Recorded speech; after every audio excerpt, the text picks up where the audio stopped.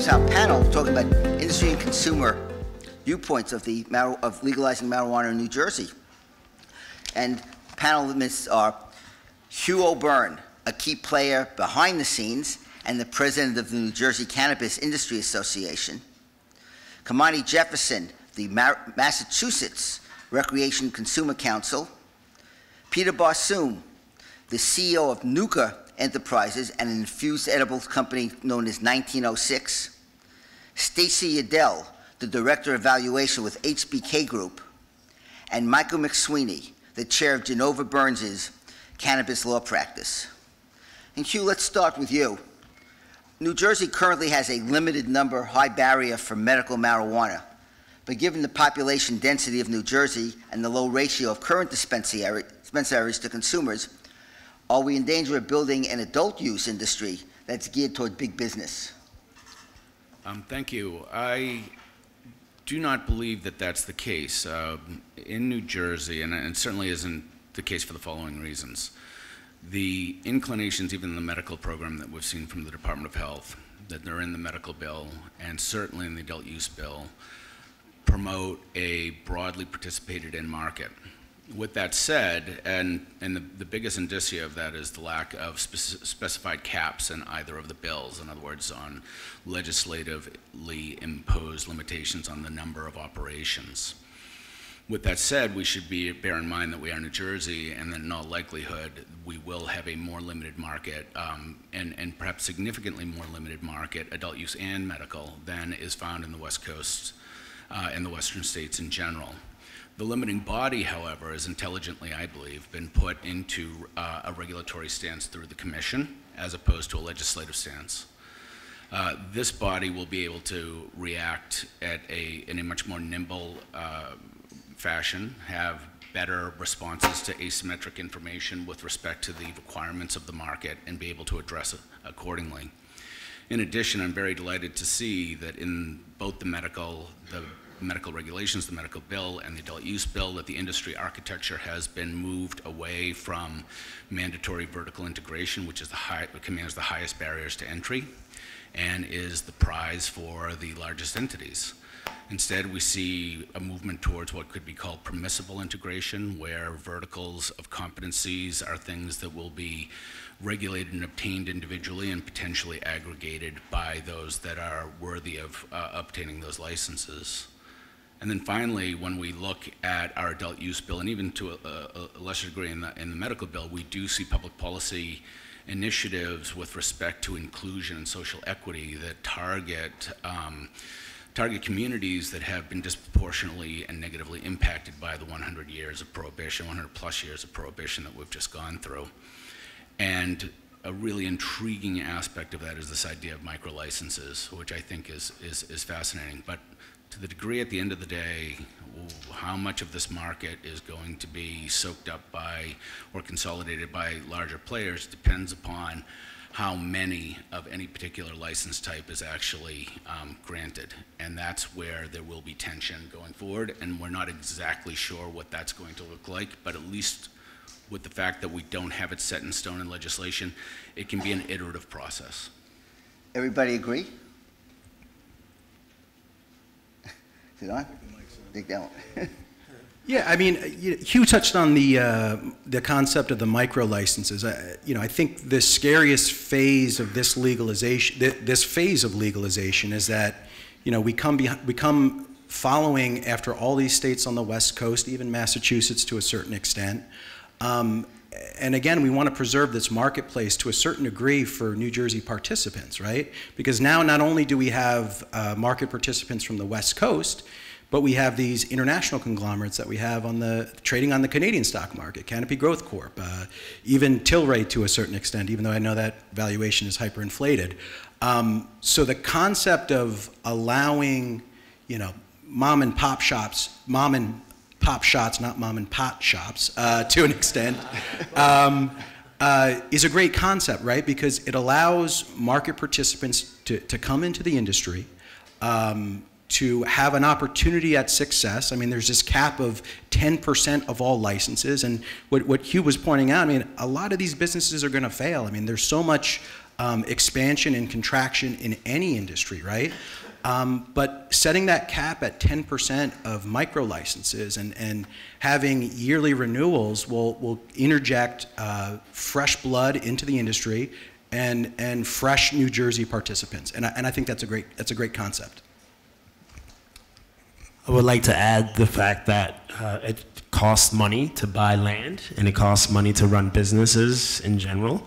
And because of the lucrativeness of the potential of a new industry, a lot of landlords, real estate developers are putting land above market rate. So the cost of business is higher because it's still federally legal, because it's seen as a cash crop.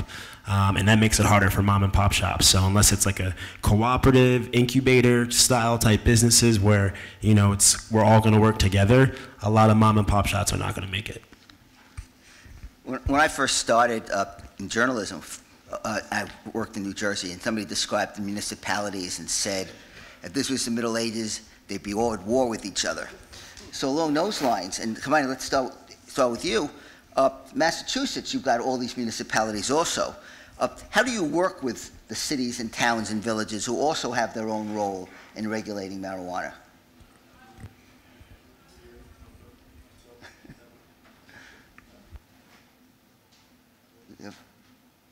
Any of them work? No.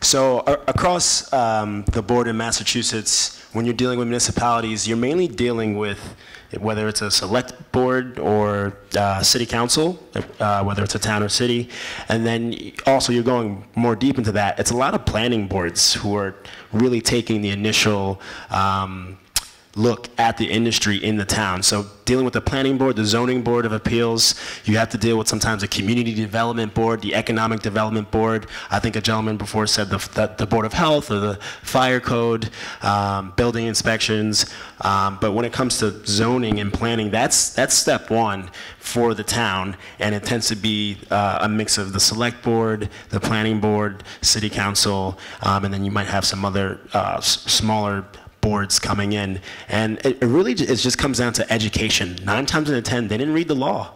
It's just, you got to kind of come in and say, this is what it is, this is what the law is, this is what the commission's talking about with new regulations. Regulations do change, so if they're talking about changing regulations, you update the board that you're talking to and let them know what's going on. So it's a lot of just staying in contact and educating them about the law, because they're not reading it, unfortunately. Oh, sorry. Yeah. Stacey, how do we strike the balance between a tax rate that funds the government agency responsible for oversight and enables the industry to develop the infrastructure necessary to operate in the marketplace? There's a time where you could basically tax the industry out of existence before it even gets started. Well, that's one thing. In Colorado, they saw that, a 30% tax rate wasn't getting rid of the black market. When they first went legal with adult use, I was visiting a friend, and I was speaking to his daughter, and she said, it may be legal, but it's too expensive to buy still, and we don't want that to happen here. So I think we have, I think the rates that are being discussed are probably, reasonable. And we live in New Jersey. We're not going to increase the tax later. We have to, try to manage it now, but it's not going to be, it doesn't have to be permanent, I should say. The Tax Cuts and Jobs Act this year approved that. So, New Jersey can give it a try and then, lower it later potentially. Eventually we're going to have once it's legal federally, there's going to be a federal excise tax that's going to be enacted. I mean, yeah. Pretty sure. So, I mean, there'll be an offset there with, because the income will be lower, taxable income will be lower, but still, businesses will have a little more cash flow later, so in theory there is the potential to raise the taxes at the state or local level at that point too. Is there a concern about being taxed too high, or what do you think would be the lower tax rate? Anybody else on the panel? It's been hard, right? Because I know in Oregon it's as high as, I could be wrong, 29%. Colorado I think is 35%. And if you look at Colorado, there's still an illicit market. If you look at Oregon, they've licensed too many producers, and now some of that legal production is landing in the illicit side. So it's hard between figuring out the tax, how many licenses you should have, and making sure the demand is being met. But if taxes are too high, there's an illicit market that doesn't charge any tax. So it's really an interesting question. So, and one other quick thing on taxation that we were talking about a little earlier was, you know, yes, that there's taxation in the current bill set at 10%. There's also some hidden tax hits in there. If you look at the legislation as it's currently drafted, there is a section that talks about how cannabis businesses are not allowed to get certain other state tax benefits, right? And it lists a couple of them. The first is you can't get a tax benefit under the Farmland something Act of 1964, right? So we have this industry that theoretically, in part, will be carried out on farmland, and these farms that theoretically have gotten a tax benefit since 1964 or however long will lose that tax benefit. There's another provision in there that talks about how not only cannabis license holders, but there's this ambiguous phrase of developers, project owners, and the like, will lose state and local tax incentives. And that's important. I mean, you know, in the last round, I know there was a lot of people looking in the city of Jersey City to put a medical dispensary there. I mean, there's going to be that same demand on the recreational side of things because Jersey City is on the New York City subway line, right? So people are going to want to position themselves there for that. Now, Jersey City has been unabashed in their granting of tax abatements for a long time now, right? So there are several properties in Jersey City, commercial properties, that have long-term tax exemption laws, right? So theoretically, the way the language is written, a landlord who's owned a property who has a long-term tax exemption or a 5-year tax exemption could theoretically be in a position of losing that, right? So these are the secret tax mechanisms that go above and beyond the sales and excise taxes that also affect industry people. And it's not just industry people, like I said, who hold the license. It's also people who are going to interact with the industry, landlords and the like, farm owners and the like. So these are things that you know, as the former Attorney General said earlier today, you really need to read and understand these things to understand its practical implication on you, especially if you're a farm owner, especially if you're a property owner. These are things that you want to get in front of the legislature today to ensure that these issues don't get robbed from you tomorrow. Hey, Peter, let me ask you, because you're selling these products, are you concerned that the tax will be too high that nobody's going to buy what you have to sell? I mean, I think under the current proposed terms of, you know, figuring out, let me take a step back. It's important to think about the economic windfall or the economic benefits of legalization in sort of 3 buckets. One is the savings that we get from no longer spending money on enforcement of outdated marijuana prohibition laws. By the ACLU's estimate, New Jersey spent in the neighborhood of $140 million a year on enforcement of prohibition, $1 billion over the last 10 years. So if we think about, so that's one economic benefit that comes from legalization, is the fact that law enforcement is focusing on the right priorities for our communities to make them safer. The second, you know, windfall is going to come from the taxes that we're talking about. The third windfall comes from, we're creating a brand new industry that doesn't exist. And so it's not just the license holders, whether it be 12, 20, or 100 that benefit, but all the other ancillary services that are going to crop up in order to support this new community. And I think it's important as we think about licensing issues, as we think about economic distribution issues, that we think more holistically than just simply who are the N number of license holders that are going to benefit from there. You know, as it relates to taxes, I think it's important to look at what the lessons are from other states. Washington got it totally wrong in terms of too high of a tax rate. I think Colorado got it somewhat right, and I think New Jersey's headed in that direction also. We can also look at the history of the end of alcohol prohibition, where they took a graduated approach to tax rates, starting it initially at a low level. Whether that number is 10% or 12% is kind of irrelevant what the specific number is, and then it gradually increases. And the last thing I'd say is we recently ran a poll it was the largest poll ever conducted in New Jersey specifically on marijuana and attitudes of New Jersey residents toward, toward marijuana legalization. And what emerged from that poll was very interesting, which is that New Jersey residents supported legalization by 44% or so just on the first question. But that number jumps up to about 2/3 support when it's framed in the context of two issues. One is around social justice and the fact that New Jersey spends too much money, too much energy on enforcing outdated prohibition laws.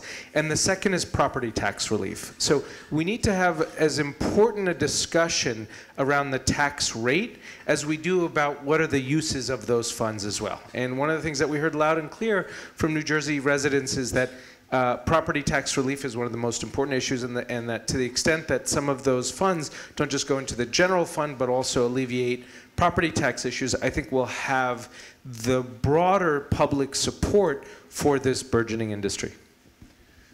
I think there's also this other tension that's sort of emerging in taxation in New Jersey, and that is that taxation, certainly thresholds of maximum taxation, start to implicate the possibility of diversion or enhancing black market activity.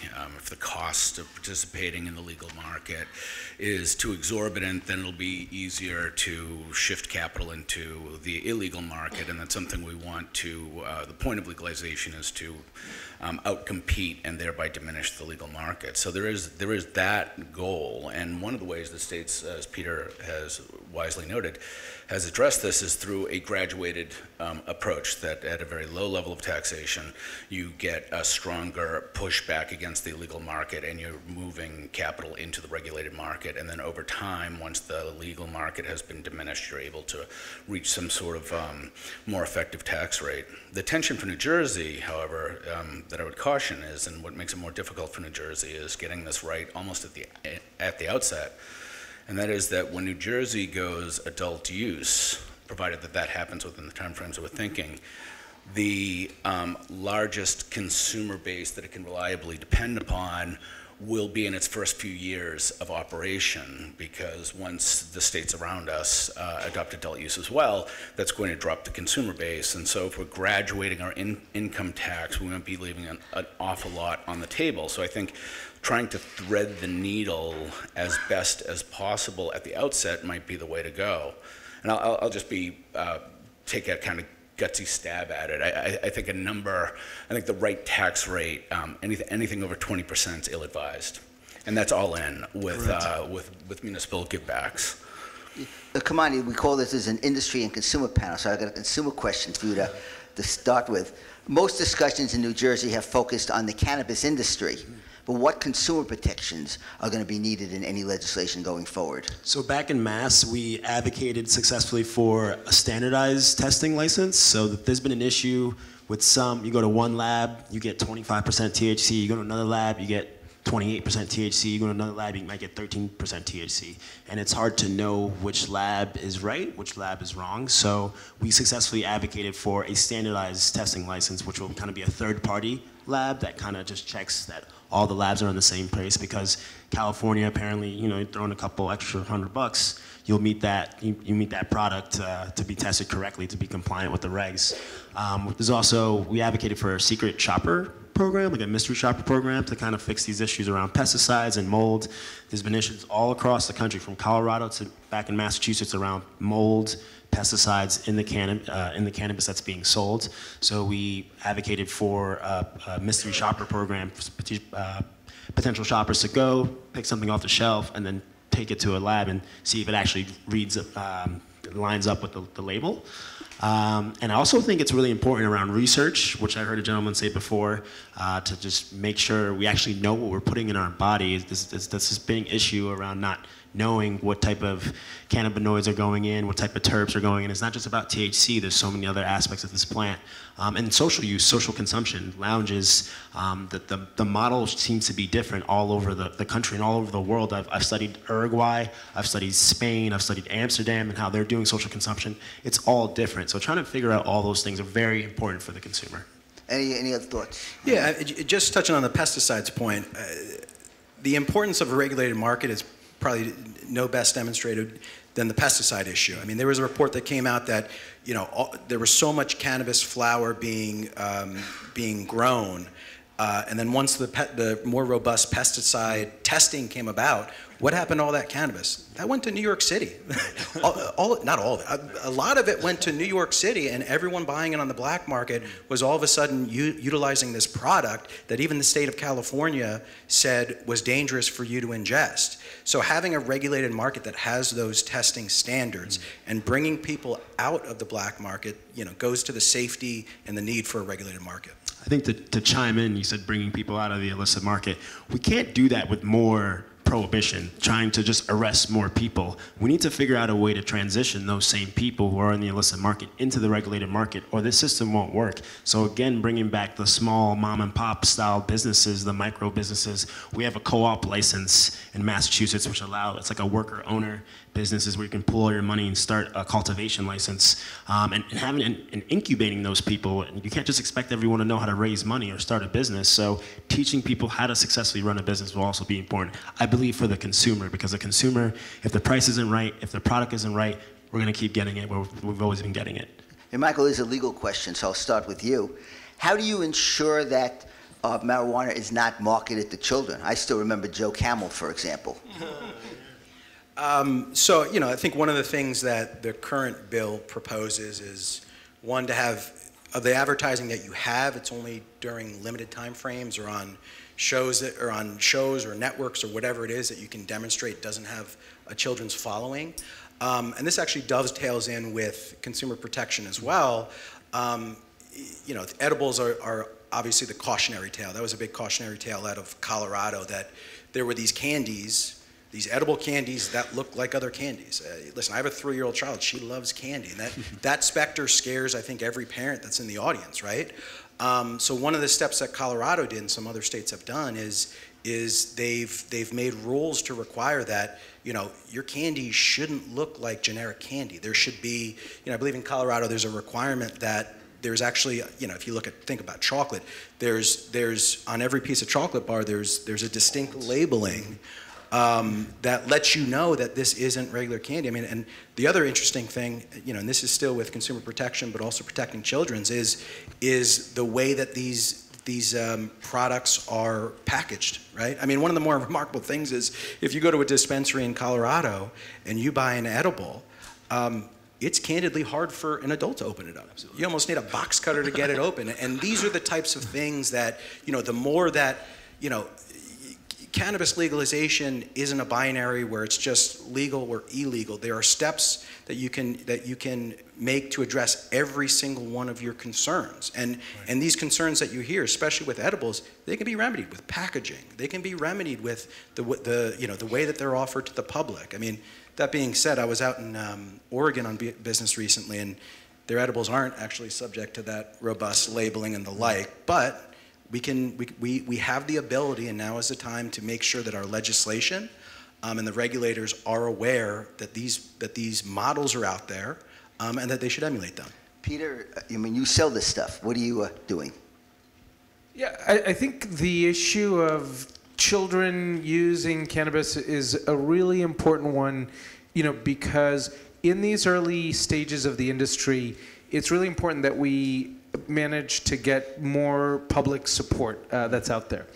And while the incidence of, you know, of children usage is nowhere near as high as children getting into pharmaceuticals or children getting into alcohol or even getting into cleaning supplies. The public perception around these things matters a lot. And I think, as you noted, there are steps around how you market it, how you do child resistance, so on and so forth. So I think it's a problem that needs to be solved, and the legislation that's currently proposed actually does a really smart job of resolving those issues. So total in agreement. I mean, I think eventually it'll probably get to a place where it's more like alcohol, and but at least in the early stages, it's important that we protect children from cannabis, and we be mindful of the fact that any time a child gets into it, it's going to hit the headlines kind of for the first, few years. So. I just wanted to add something really quickly. I think we also need to start educating children younger. Colorado actually has a website called Responsibility Grows Here, and it gives youth facts. It talks about how to talk to youth. The schools have done a lot of bullying, training. I think we have to start with cannabis too, and alcohol as well, so that kids understand. I mean, I can tell you that my teenage daughter thinks it's the greatest thing ever, and that mom's in the business, and she debated, my 16-year-old debates my 14-year-old about the merits of marijuana, which I'm like, I still have to say. And that's what, okay, so the term recreational use shouldn't be used anymore. It should be adult use, because, and Bonnie Will Graham mentioned this at an event once, because recreational sounds like it's for kids, and this isn't for kids. No matter what, what adult use law gets passed, it's not meant for children. And so by calling it recreational, that does sound more exciting to high schoolers too, and minors, and we got to start educating them now that it's not for them still. One last thing, I think it's quite right that we're careful about what we're really talking about here are small children inadvertently consuming cannabis, and that does hit the headlines. I know that in some states there vape oils, there are flavorings, exogenous terpenes being added into the vape oil, so that something like a strawberry haze is ridiculously sweet and tasty and things like that. I think that tends to incentivize a lot of bad behaviors by essentially masking the product or making it candy flavored, etc. And if vaping, nicotine-based vaping in high schools is any indication, that's probably something we want to avoid as well, and stick with just the pure product, and not add in those types of things that excite our taste buds for desserts or other types of sort of like easy entry points. Okay, at this point, let's throw it open to audience questions. We have a couple of people with microphones, and raise your hand and they'll find you, and you can ask the question, and our panelists can share their expertise with you.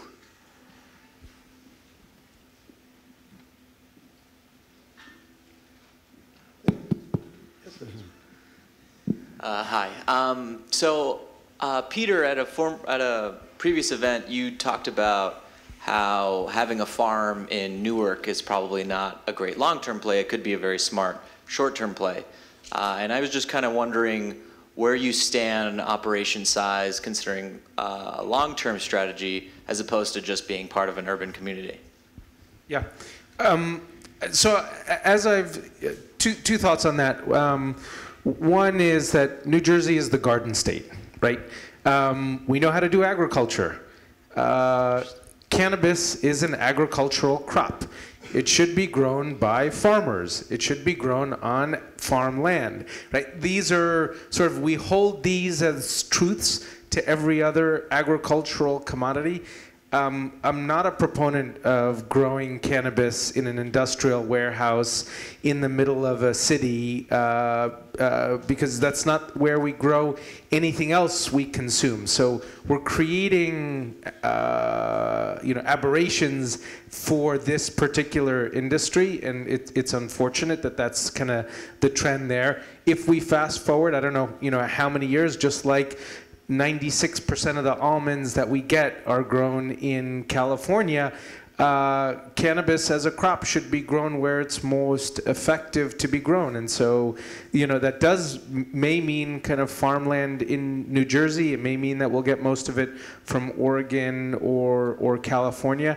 I think long term, one of the things that I do worry about is the creation of all of these individual state structures. Actually creates a potential disincentive for federal legalization, because you're creating a set of moneyed interests that now have protections from having these state-to-state barriers. Who suffers at the end of the day from that? Consumers. And so we need to be mindful of creating barriers like requiring only New Jersey residents to be part of it, or so on and so forth, that we just create a set of 50 very inefficient structures out there that really only benefit some people who are going to get, who have a wealth incentive to continue to maintain those structures. So that's my public policy speech for the day. Anybody next?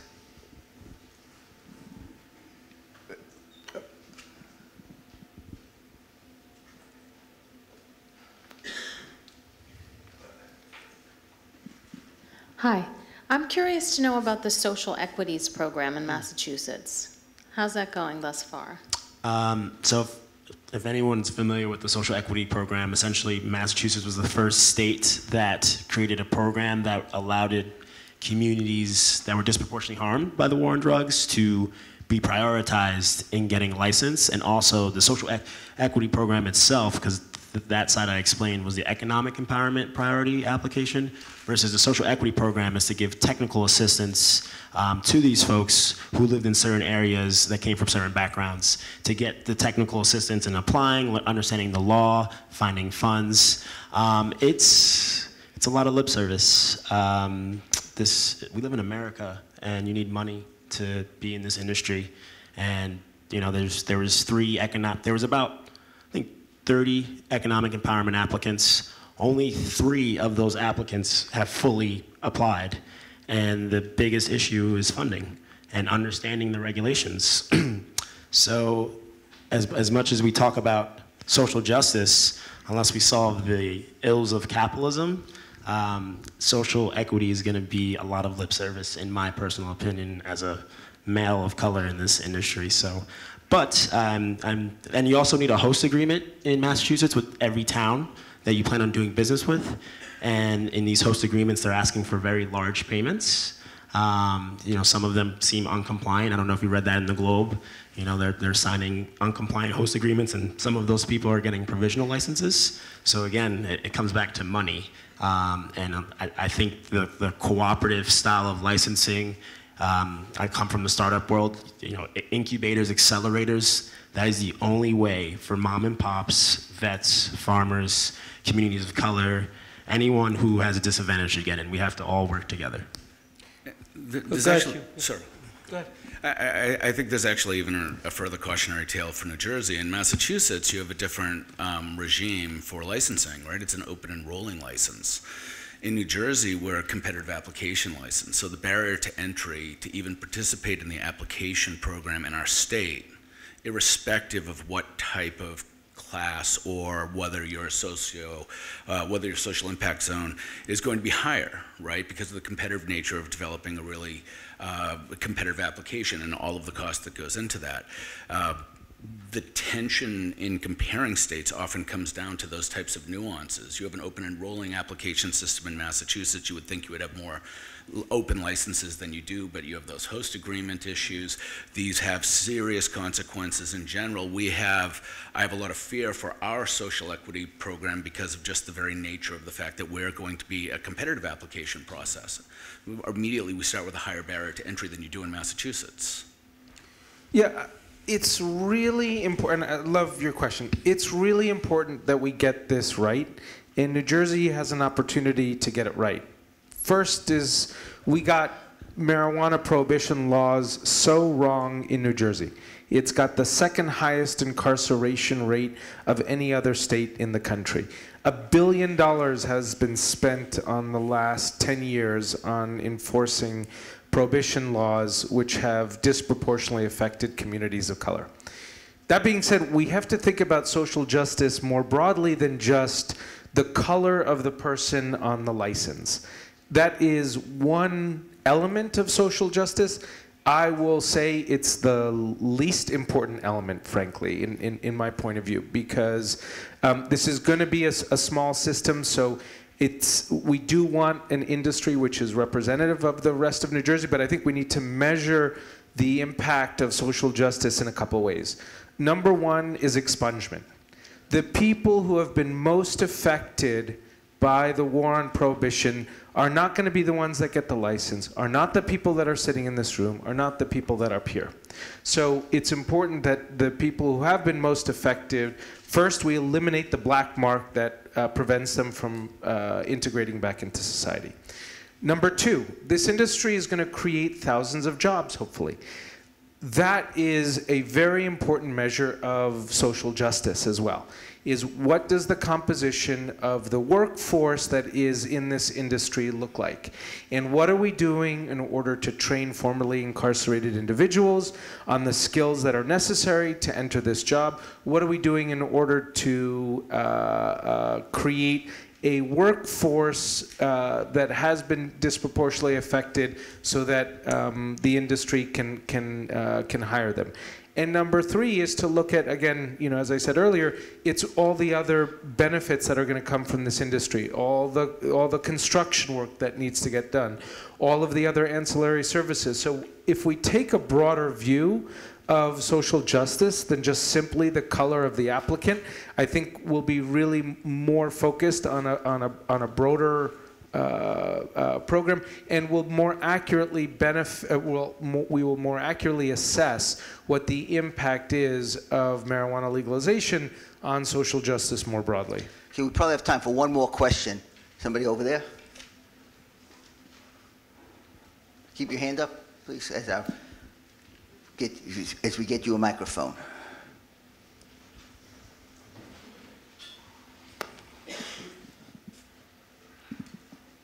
This is a pretty simple one, actually, that hasn't come up yet. But how does one report income to the IRS that comes from the marijuana industry if it's federally illegal? You actually have more income to report because it's federally illegal. Under Section 280E, you can only deduct direct cost of sales. You can't deduct any general and administrative costs. So what happens is, let's say if you have a business with $1 million in sales and $500,000 is cost of sales. The cannabis business is going to be charged on that $500,000, yet you have $300,000 of other operating expenses. So your gross profit is the bottom line rather than your tax on your gross profit. Okay. Yeah, your gross profit. And so for record keeping purposes, it's really important to keep cost items separate, have very detailed accounts. If you're talking about utilities even, break it down between what's cost of sales. If you're the dispensary, break it down between what's in the retail sales area and what's in the production area and things like that, because the more you can, obviously you want to deduct as much as you can, but you have to be very consistent with how you treat your expenses. And the most important thing is you have to report, because there's going to be audits and you really need to be in compliance. What about any other taxes in terms of a business expense that you can, if marijuana is illegal on a federal level, to deduct? Can you say that one more time? So what about any other expenses? I mean, your Schedule C has a lot of possible deductions, but if it's a marijuana business illegal on the federal level, none of the general costs, only something directly related to the product. And again, this 280E issue is likely to will go away if cannabis is descheduled. The problem is it's because it's a Schedule I drug that is the reason 280E is an issue. So once it's descheduled, this won't be an issue for everybody. But as of right now, what's happening is businesses are paying so much in taxes that there's no profit left. And if there's no profit left, there's no money for the companies to reinvest and to put money into themselves and to grow. Now, of course, for state tax purposes, if it's legal for state purposes, if it's legal in your state, then it's likely going to be you will be allowed to deduct those costs for state purposes, but federal taxes, are more generally, at least in New Jersey. Hugh, I'll give you the last word. Well, just going right back to the very first question, 280E actually has an impact on that when we talk about big businesses, because one of the things that 280E tends to stimulate interest in is becoming vertically integrated so that you can spread your costs appropriately and you can blend out your tax hit. That, among a number of other issues, tend to push poor performing businesses into consolidation with larger businesses that have the ability to vertically integrate, that have more capital, et cetera, et cetera. It sets off this sort of like negative feedback loop that brings us to this point. So when we look at the types of impediments to creating a robust and broadly participated market in, we have to be aware of all sorts of sort of exogenous effects outside of the state, the lack of banking, or the costs of banking if you do have it. That's another problem, the inability to get loans at a normal rate. These are all, by the way, going to be felt most negatively by social impact. And then finally, Canada. I mean, we love that the Canadian Stock Exchange has provided a very robust avenue to the cheapest form of equity capital that you could, which is the public markets, but that then stimulates a land grab where you have larger businesses trying to get into line to be able to seek public listing. So there are a number of mixes of distortions between the federal state regimes, as well as incentives that are going to tend to push towards the types of consolidations that work against social equity on one hand and that work against broadly based participated markets over time. So we have a bit of a public policy conundrum that this bills are trying to address. Anyway, on that note, thank you very much to our panel.